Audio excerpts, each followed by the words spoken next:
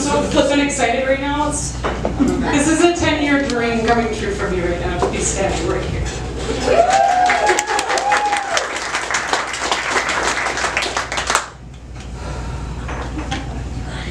When I was a little girl, I could do anything, I could be anything, and I could have anything.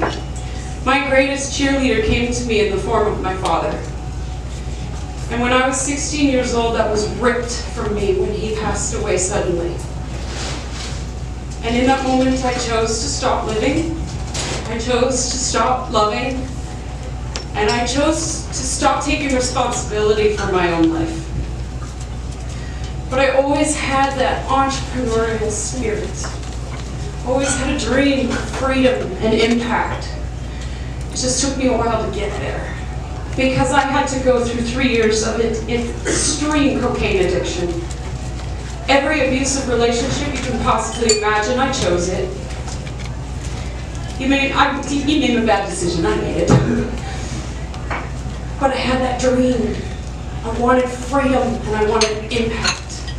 And so I studied and I learned and I followed all the greats and I learned all the things. And I became the get shit done girl. If anybody follows me online, that's what I am.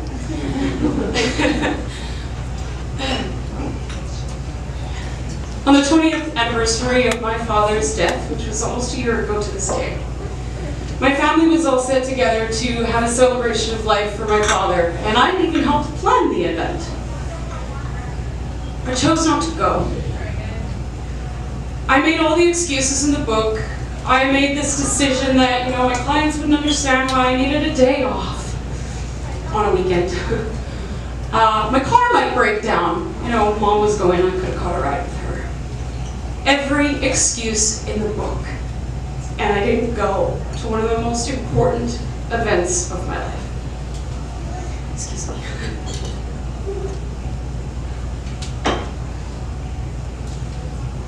In that moment, I realized I had gotten through cocaine addiction with no formal treatment. I am an ex-cocaine addict. I am not a recovering addict.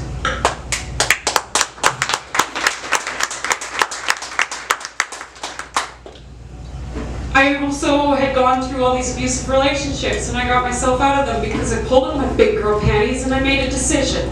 And I realized that this was not the life that I wanted to live. And yet somehow I missed one of the most important events of my life. So I sat down again and I pulled up those big girl britches and I started writing and writing and writing and writing. I was in chaos and I was in complete overwhelm. I had 15 different clients and from all external perspective, I was successful, but I was miserable. I didn't have my priorities straight. And so I'm going to teach you something that I learned as I went through this process. And I made my mom do this every week. She will attest to this. Right, Mom? Yeah. Sorry, Mom. I love you. This is a process that I actually teach my clients, but it works in personal lifestyle, it works in everything, and it is something that helps you to get rid of that overwhelm. How many of you in this room believe that this world is entirely way too busy?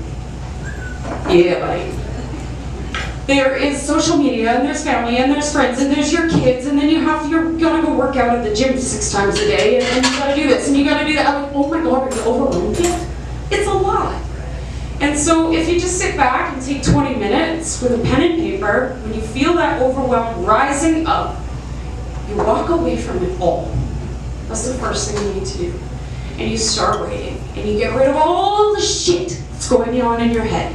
It's like cleaning out the closet. You got rid of clothes that you haven't worn in 6 months so you can make room for new clothes. I mean, Sarah, you know what I'm talking about. Oh, you gotta get rid of it.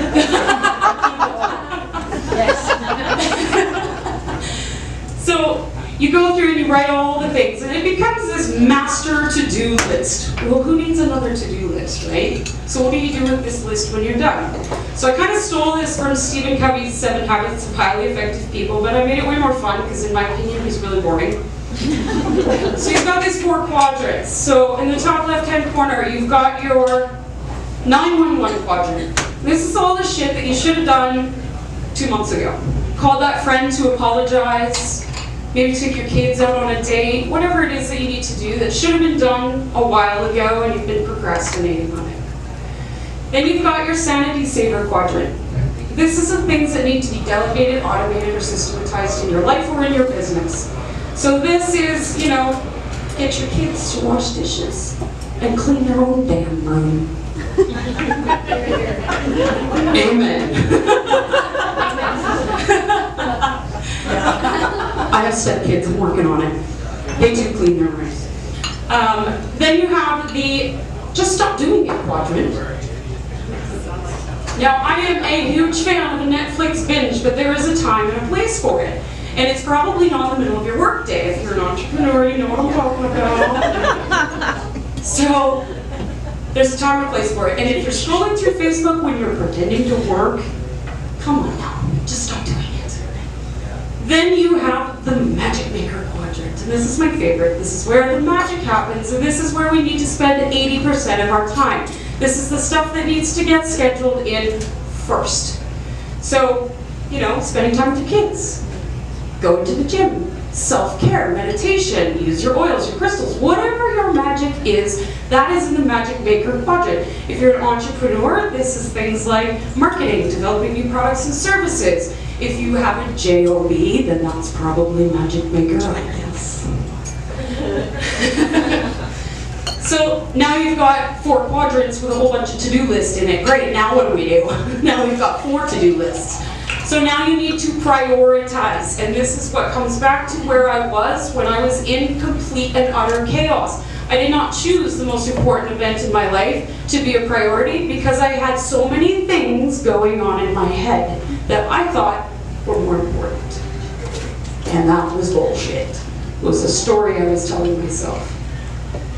So what you do is you go through that list and you start scheduling in what's most important. And if you don't put it in your schedule, you're kidding yourself, it's never going to get done.